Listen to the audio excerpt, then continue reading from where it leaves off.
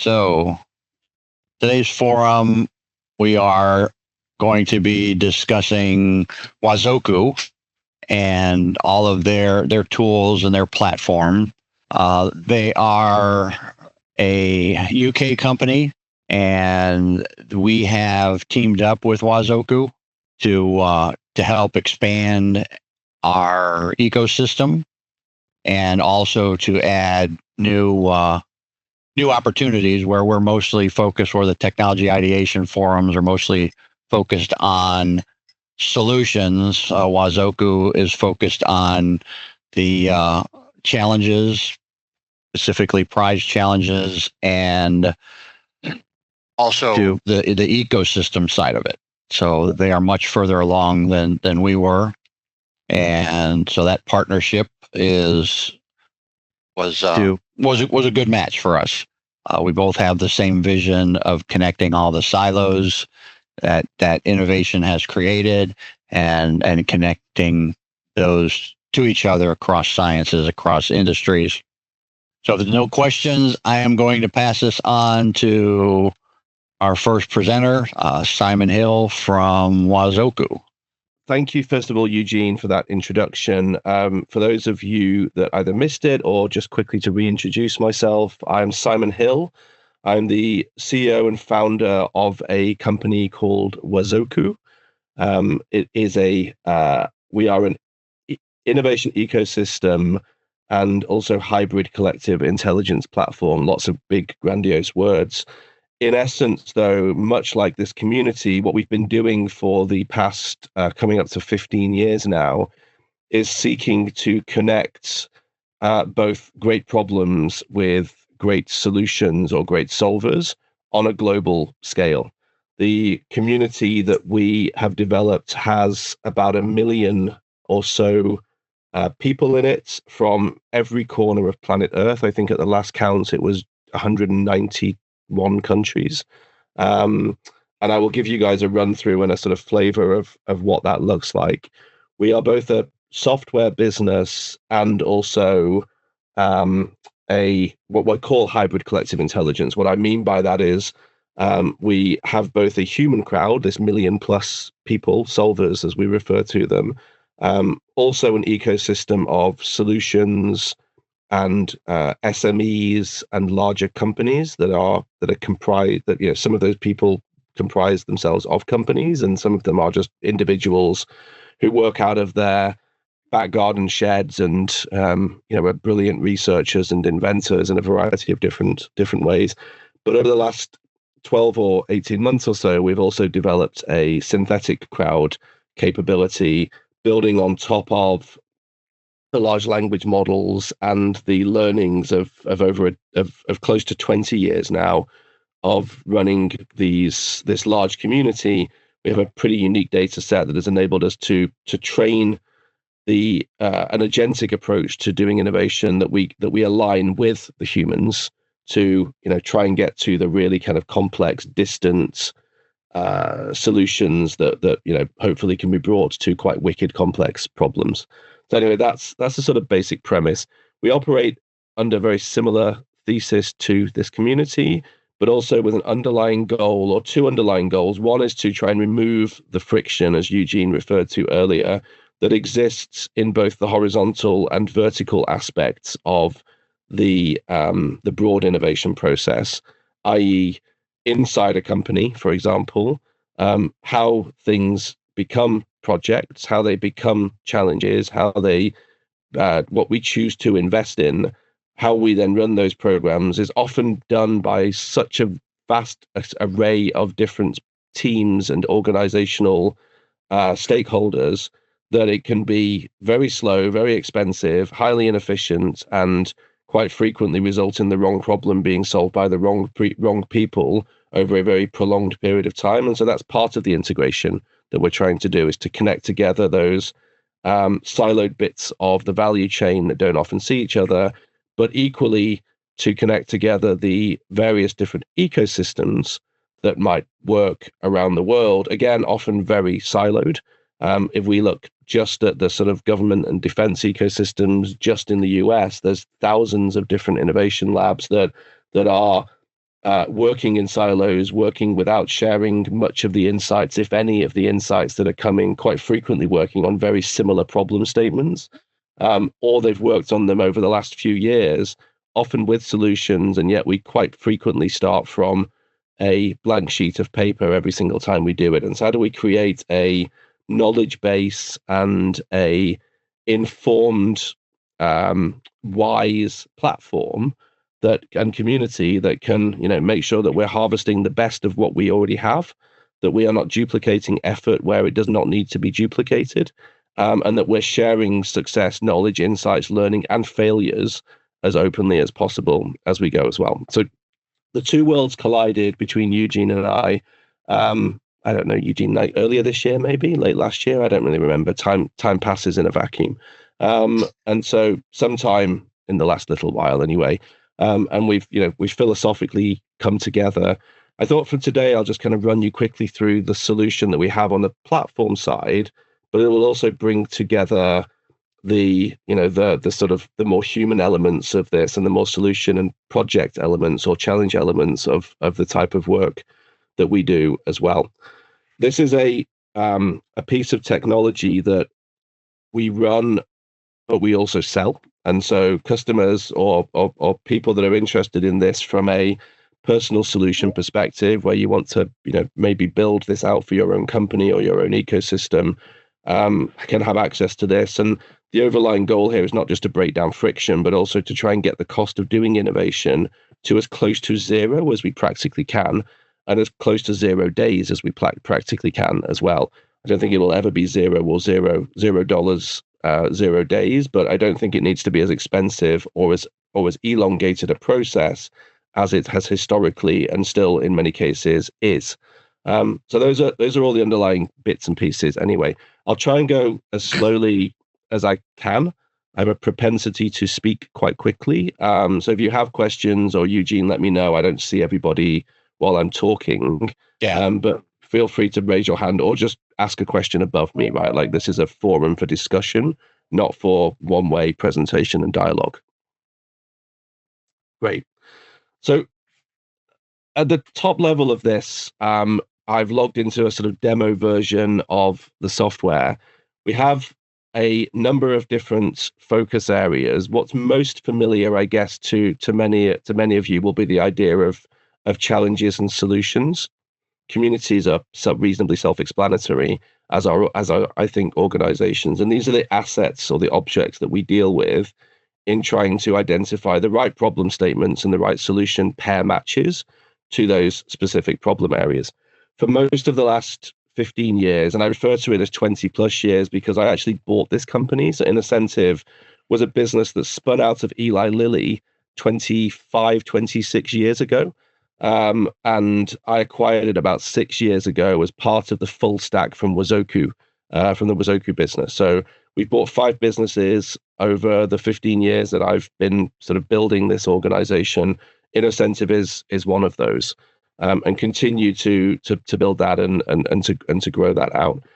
If I just quickly flick through at a high level some of the areas that we have done work on, and over the years, Innocentive has run thousands and thousands of different challenges in areas as expansive as new planetary exploration, working with NASA, new drug development in a variety of different areas, lots in security and defense, working with IARPA, DARPA, and other defense organizations around the globe.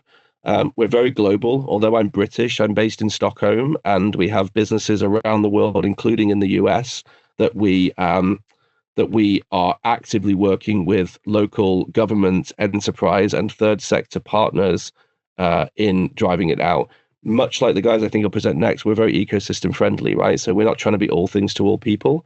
What we bring to the party is a part of the puzzle, quite an expansive knowledge base, if you like, and workflow capability, but also this incredible network of people.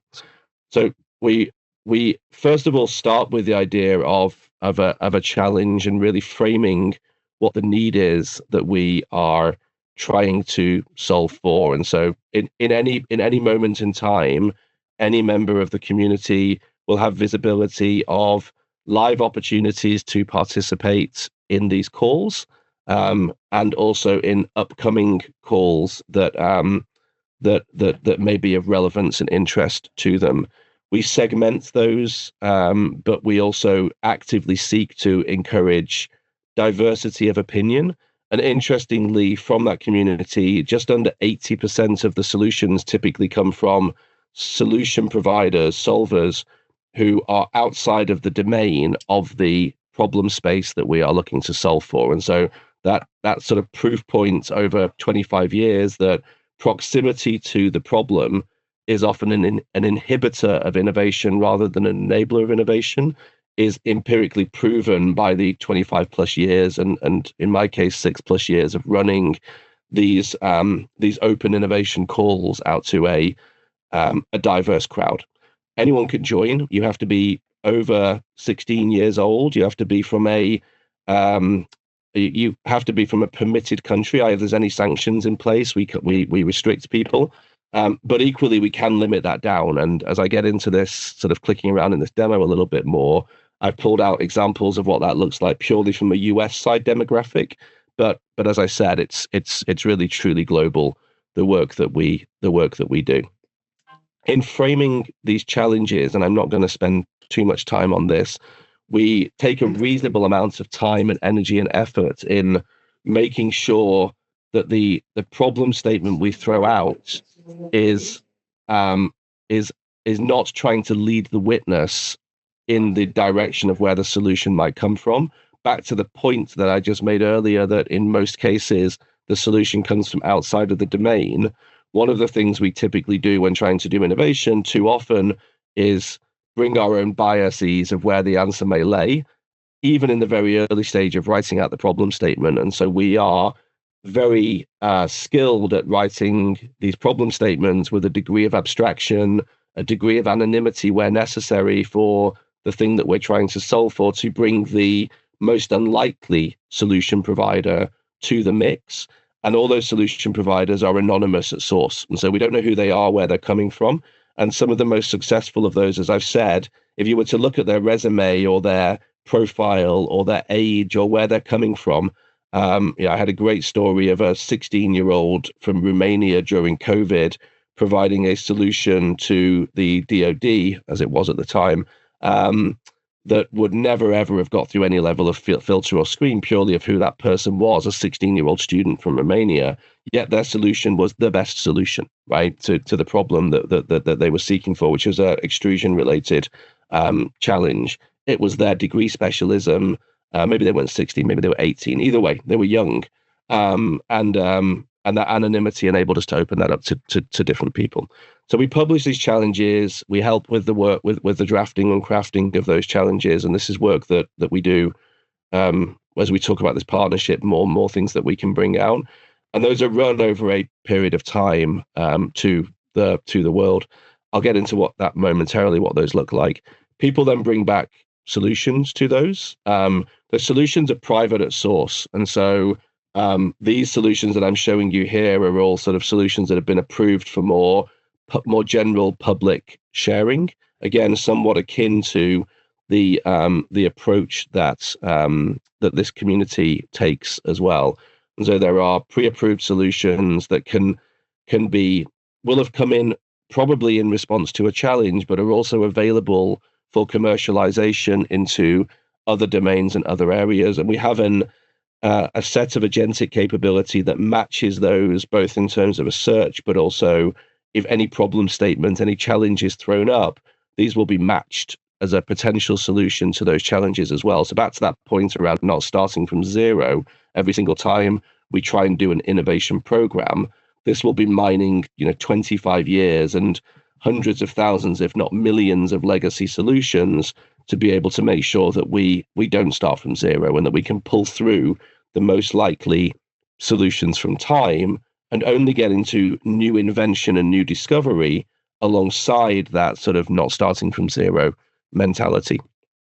And then we have different communities, and this will kind of give you a sense of some of the areas that we do work for. Some of those are in sub-Saharan Africa, like Unlockino.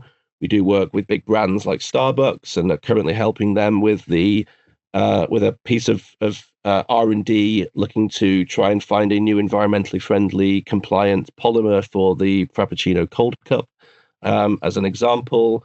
But also across lots of different communities. I believe, Eugene, this is actually potentially one of the communities from your side in terms of these different things. And so there are different communities in different areas around the world. YPF is a South American petrochemical business, et cetera, UNDP. So as I said, lots of work in lots of different areas. These are differently accessible to different people depending on the permissions and the rules that are there. But as a general principle, we're trying to open them up as wide and as far as possible. So go deep, go wide is a kind of underlining premise of the types of work that we do. And then we also capture, the organizations. And so there is a big group of businesses that are surfacing their solutions. And we have a verification channel and much more of this that allows us to continuously understand what's happening with these businesses, what work they are winning, match that to potential solutions and challenges as you go forward, et cetera, et cetera, et cetera. So it's a general homepage view. All of those can be drilled down into inside the platform to let you go and have a look at what is happening with them. If I just click on challenges, those all come up and we can kind of see the different calls that are happening out there, and we can look at when they're closing and dig into these at any level of information that we want to sort of drill into them on. Try not to click too much around so it doesn't take forever loading on pages, because it can tend to when we're also screen sharing. And we're diving around different communities.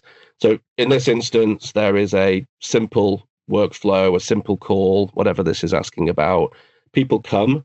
In the call, people are asked to accept legal terms and conditions, which means that we can then give them access to a data room. They can then work on those solutions over a period of time. Typically, that's around 30 days, but it could be longer, with a prize against it that I think we're all somewhat familiar with. Those prizes range from a few $100s to the largest we've ever run, I think, is $10 million. And we'll have a look at what some of those others may look like at this point in time. But all of this gives you all the detail, all the process, all of everything else, and people can build teams, they can build other things that exist around these challenges. I'll pause there, Eugene, and just see if anyone's got any questions of any of that while I reload. Hey, you're reading my mind. I was going to do the same thing. Anyone have any questions for Simon? Go ahead, Kevin. Sorry, my mic was delayed in unmuting. I had a security alert pop up on a website that I was looking at, so I was out for a couple of seconds. But so the question here is, let's say we've got a challenge that a team is going after. We're able to put out a call and say, I need, and then I get some folks responding back, and we can pull from that list and say, oh, that fills a hole. Yep. I want to know more, that kind of thing. And so that kind of, we'll call it uninformed early collaboration, where we're not really telling them where we're going. We're just telling them what we need. And then we could pull them kind of into a team and decide if we like them and then pull them into the project. Does that kind of make sense? Yeah. So so absolutely. I mean, all workflow and also all stages of development of that idea. So everything from just a broad ideas or expertise scouting call that could then pull those people in, all the way up to full end-to-end piece of program delivery can be supported. I would also say, because this is standard software here that we deploy, in many cases this external community is just one of many communities that would be brought into this. So if I give you an example of the Ministry of Defence in the UK, they've been a client of mine now across the entire MOD for coming up to a decade. They have all of the defense workers in the platform as one of their ecosystems. They have all of their defense supplier ecosystem as an external ecosystem that they can tap into and access. And then they have the external crowd that they can reach out to as well. And so they're able to access and tap into all of that from sort of base level sort of insights and intel all the way up to the whole world on demand. under that one single ecosystem, right? So that opens the next question. Yeah, it's perfect. Thank you for going to the MOD. So for a lot of us, be great if we were working with the MOD and doing collaboration across the water, but for most of us, it's here domestically. So when we look at having to maintain CUI and even more secure components, but be able to communicate with team members who may not be certified to look at that data, right? So how do you firewall off? Hey, I've got let's say we're in a phase 2 or a phase 3 SIBR, and they're sharing controlled information with us, but they're also sharing secret or worse data where jail time is coming, right? If you screw up. So we have to firewall off that data, but share information. So like the ability to say, can I cross that firewall with this component and get authorization? Because we're talking to someone who doesn't have that level of clearance. You get it. It's down. They'll bust you if you give out the specs on the tensile strength of the bolt. Yep, exactly. Right. It's so I can't just go, hey, do you have something that meets the spec? Because that spec could be secure. Yeah, and it's that complex. So just kind of touch on. So how do you managing a MOD industry consultant laborer level of structure, right? Where it's no longer just a company or a government entity. It may be an individual that doesn't have a legal team, right? Yeah, exactly. So there are 3 layers to this, actually, really. So one is the platform itself is compliant at all the various different levels that we would need to be, including sort of hosting on relevant infrastructure for US side, government, defense, et cetera, right? We then credential end users where possible to be able to understand what the credentials they've got. There are then, once you're in the platform, there's 3 bits really. One is it is incumbent on the end user to understand what they can and cannot share, but I take your point around it. The second is where there are different bits to the site where we make it explicit that this is quasi-public, depending on whatever public means in there.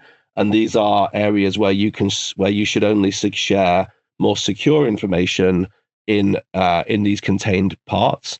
Often those contained parts will be linked to an approved repository where those things can be shared, right? Eugene and I have been talking about a potential partnership with another firm on this just recently as well, right, Eugene? From a sort of security verification perspective. And so this has been run at above secret, even actually in the UK, in infrastructure, in a off-internet, off-grid perspective as well. In general, this is an open internet-based platform that we, when we need to close it down, can be closed down, but can manage for those different edge cases that you were just referring to. Yeah, and then the other Kevin, real quick, just to kind of break it down, so on our side, you could have this running on JWix, you could have it running on SIPR. Okay, yeah, that's important, right? And should be one of those things that folks should put in their notebook. This is, it's a tool that is not similar to other tools that don't guarantee you any of that stuff. They're not, there's all these commercial tools, and then you're using them and find out you're no longer secure and you're sharing data on bad days. Correct. The campaign part is interesting. And so how do you most companies now are partnering, right? Very few companies are doing it all themselves. And so sometimes you're the prime on a bid, sometimes you're a sub. So how do you find the ability to manage a campaign and know what's shareable and what's not shareable? So here's company secret data, shareable data that alludes to the secret but doesn't give it away. So what are you allowed to say in a campaign or in a marketing effort, even though it's going to the end user where you're trying to win? You can't share that data until that partner gives you permission, because they don't want the Army puts it in and says, now it's my data and it's on the internet, right? Yeah, exactly. So you got to be careful. So on the campaign side of, I may have missed something if you were going to go into campaigns. I think that collaboration of effort has to culminate in the collaboration in sale, right? Yep. So if I what I can do, so you're correct, and also we can train. I'm hesitant to say even the word out loud, but we can train the AI. I know that opens up Pandora's box of other questions, which is why I was being restricted. But we have a fully contained AI that does not teach, does not learn, does not go out to any other models in any way, shape, or form, but can be trained on what is permitted at the different level to the user's context, right? And so in the work that we are doing, therefore, in terms of crafting, drafting, designing, submitting, we can help to train the AI to understand who that user is, what level of information. Now, I have to couch that in all of the usual other things that have to get couched with, but it is absolutely possible to be able to support the end user through that agentic capability and to get that through clearance. So again, in the UK, I have full mod clearance for all of the AI work that we do to be deployed into mod infrastructure. And we are, we're pulling data, we're pulling key personnel information because they understand that it's not bleeding outside of its own security. And it's full cyber checked, full all the other stuff that you would expect for the type of work and data that we are talking about dealing with here. But anyway, as an aside, if I just quickly jump into, I'm sort of skipping around a little bit here, but the idea of challenges rather than campaigns, I think that's what you were referring to. And if I just jump into how do you find these just quickly, I want to see something that's got some solutions into it. So it will be a framed call. It will, the callers I've just sort of spoken to will, see if this opens up what I want. Okay, we're back where we were before, but this will do. One of the things you were just talking to here is, so this thing's in my way, so I can't see what you guys are seeing, is how do you running this call. So there's a detail here, right? It's like, what are we running? What is the call looking for? What is the opportunity for collaboration and participation? What does the eligibility look like? This could be, you need to be US based, you need to have security clearance, you need to be blah, blah, blah, blah, blah, right? Whatever it might be, depending on whether we're dealing through America Competes type things or other restrictions as we go forward, we can share what's in scope, what's out of scope. And again, we can sort of help with drafting all of this. This can be done without ever speaking to a human being, although mostly it's done by speaking to actual experts who understand the actual subject matter and the various composite restrictions that may come around all of those as part of a value add service on the types of things that we do. And you can load in all of these different bits and pieces as we go forward. What we will then do, and as I said earlier, we're kind of looking to map these things against it, is we'll be looking at organizations or experts or solutions that we may have that could map against this. So this is a dummy data set, so there'll only be a few things in here, but we're capturing constantly experts, orgs, solutions to any of these different problem statements. We will then go out to and reach out to those people to say, we think you're a good match for this specific call, this specific challenge, or your solution from 3 years ago looks like a perfect fit for this. Would you like to bring it forward for this specific call or this specific opportunity? Does that make sense? Yeah, that's one of the key benefits of this kind of collaboration tool is that bridging that. What can I share? What can I share? What do I have already? Is this then, is this current? Exactly. And that causes you to, say, hey, can you tell me what's the age of that document you're pulling into this output? Oh, it's 8 years old. Does that partner even exist anymore? Yeah, exactly. Right. You can just ask. It to tell you what what the risks of the data you're seeing are. Some of this data is very old. I want an update. Okay. And equally then with so there's this concept of organizations and experts. I'll just give you a quick view of what that looks like. And similarly, as you've just been saying, right, like you want to understand a little bit more about who's this organization, what do they do they still even exist, right? We're constantly checking and pulling those things forward to be able to pull in firmographic data, anything else that we might have against them, if they've got any products or services that they are currently talking about. I don't know what's in this one, not much. It's just a demo site again, but we can kind of enrich and pull through more of that data as we go. But also you can look whether you've ever done any work with these organizations who might be similar ones. Let's say they don't exist anymore, but here's a few others that do. What's industries they're officially in. We do a bunch of work behind the scenes to kind of tag and track all of this. So it's not just related to SIT codes because they are generally pretty useless. And that allows you to map in a variety of different ways from a data set perspective, quite a unique view of the full landscape of potential solution providers and partners that you could have in this thematic, in this topic area. Simon, I've got a simple question. What is the incentive for Wazoku, or incentive, no pun intended, to do this? What is your revenue stream? What advantages do you gain by having this collaboration environment? So I guess the underlying reason to the business exists to change the world one idea at a time. Like, we genuinely believe that there are so many big wicked problems out there, and yet most of the solutions already exist. We just don't know how to match the need solution pairs up in the most effective way. And many of the structures that we've built are actually designed to make it harder to do that than more simple. So partly it comes from a impact driven perspective. However, we're a business that has raised good venture money and has a commercial model that's beyond those nice words that sits there. So we charge a fee for people to be able to come and access the technology. It's not a hugely expensive fee. It starts at $15,000 a year, but we have lots and lots of companies that access that, and it starts at $15,000. It can get a lot more expensive.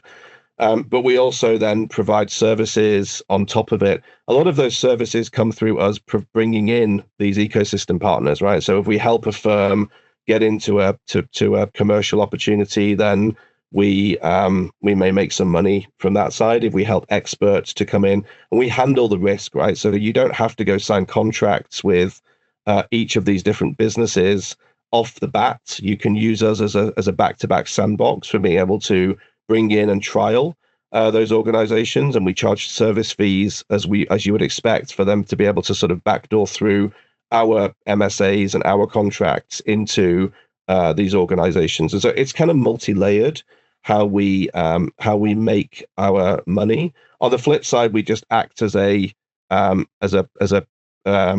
delivery partner. And so in some cases, Starbucks example I gave you earlier, they don't have an R&D team. They're a coffee chain, and so they came to us and said, "Can you just deliver this program for us?" And they pay us quite well for running that piece of research and that program for them as well. And we have a number of those kind of engagements that we deliver through. And so, but our ultimate goal is to get the best solutions to the world's basket of large problems into the hands of people that can do something about them as quickly as possible for as low a cost as we can, but still making sure that we're commercially viable. And as I said, the business is global. It trades pretty well. We're profitable, and we just want to keep having as much impact as we can out into the different corners of the world. And there's no shortage of those problems still to solve. Great, that was a very helpful answer. And kind of a sub question to that is, if we want to get into the environment, we're not interested. We want to be a provider of solutions. So, is there a membership fee or subscription for us to be on that side? I understand your customers and prospects are companies that have requirements and needs, and they want to come into the community to see if smaller, even bigger companies have a solution to their requirements. Yeah, great question. So on the marketplace side, as we call it, there are two routes to that. One is you can just sign up as a company and just put yourself in there, and it costs $0. We have a set of thematics. I think there's currently about 420 of those thematics that we know are directly aligned to trends that are interesting to the sort of the types of organizations that we typically work with, who are broadly in the deep tech and STEM space, do lots of work, as I said, in defense, chemicals, advanced frontier manufacturing, rare earth minerals, energy, and other areas. And so solution providers in those spaces, but also the sort of more organizational level solution providers as well, maybe into finance, HR, sales, etc., etc. We map all of those. We take a top 5 in any given jurisdiction, typically a country, although in the US it may be state level, I forget. And we have a verified list that we accept into those. In order to be verified, we charge $150 a year. So it's basically nothing, but it's not quite nothing to be able to be verified on top of all of that. That's a process that people go through. And you guys can reach out to me offline and I can explain a little bit more about how that works. But it's basically free, right? It's just a small verification fee. Yeah. Great. That's a good answer. Yeah. So just quickly on that, and thank you for these questions. They're super helpful as well. The other piece of connecting the dots in the value chain was to try and make research as easy to do as possible. And so the platform also allows you to come in. We can pull in any third-party data, including accessing into reports that you may have or wish to share with us, with the system. But in essence, what we're pulling from here is a set of our own proprietary data and grounded research. We have a number of data partners that we work with that allow you to very quickly produce quite in-depth market intel reports. These are widely used by my community around the world. You basically have a bit of a chat with our, as I said, highly secure agent in the platform. She is called Jen. She is up here. You can see her. She allows you to come in and ask her questions. And then eventually she'll go away. She spins out, depending on the complexity of what you're doing, up to 1,000 different agents to go off and do work into the various different data sets that we are working on. Again, this will not bleed out to the internet in any risky sense. And then we pull back a whole bunch of insight for you, but also a nicely crafted report that can be customized to give you branding and other things, and it will spit up. So this is a generic report on sort of emerging market trends in a set of different sectors and areas, but it will tell you what's happening in these areas. What do these trends look like? It's fairly generic, this one, but you just kind of get the sense of what it's doing. It'll show you whatever data it can. All that data is grounded in high quality sources. So if we have gone out to the web for any of this, we will make sure that they are verified, high quality, and always cited sources. A lot of these will be research papers that we've got from the various research or patent offices that we also work with. Visualizes all these reports. These can be exported as PDFs, but also interestingly and potentially usefully, not only does it do a report. These are just a technology and a trends report, but there's lots of different versions of these that you can sort of create. Don't have to just be technology and trends.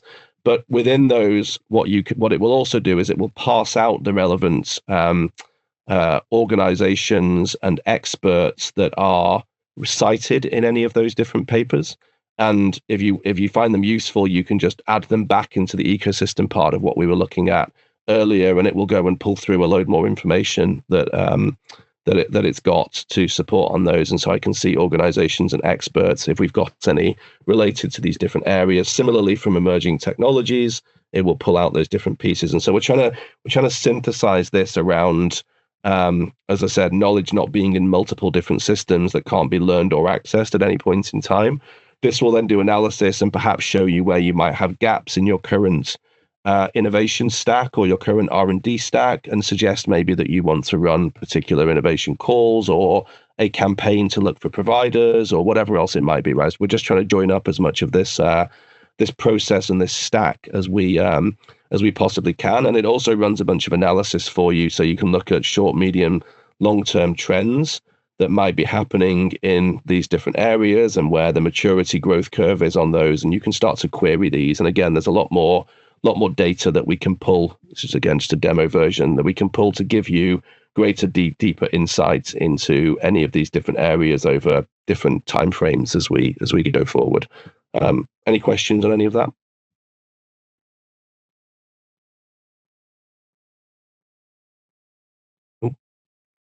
Oh. Sorry, I clicked something I didn't mean to click. No questions? Great. As I said earlier, the other side of this is kind of, just understanding where these folk are coming from. There are, in this sort of data set that I just randomly plucked earlier, like we can see where people are at. I looked at just the US, right? So what does the US community look like in the external side. It's 150,000 of the 1 million plus people that I was talking about earlier. So a decent slug of it. Over the period that I analyzed here, we've paid out $15.7 million to that community across 1,700 different awards of different areas.